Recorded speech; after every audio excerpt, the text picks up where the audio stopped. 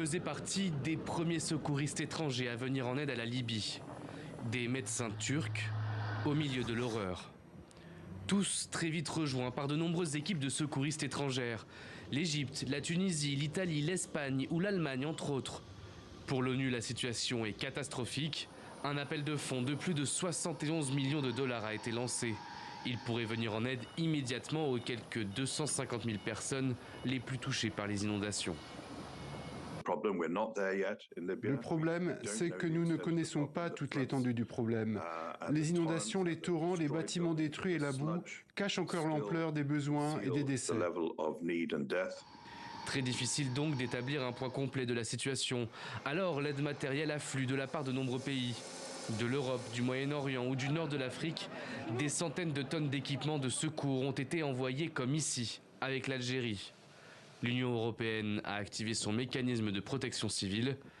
De quoi donner un peu d'espoir aux associations sur place.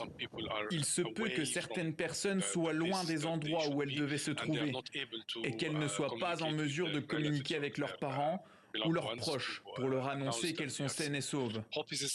L'espoir est toujours là.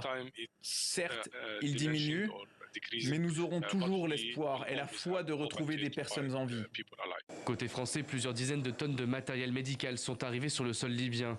Elles serviront à monter une maternité et à réaliser des opérations chirurgicales.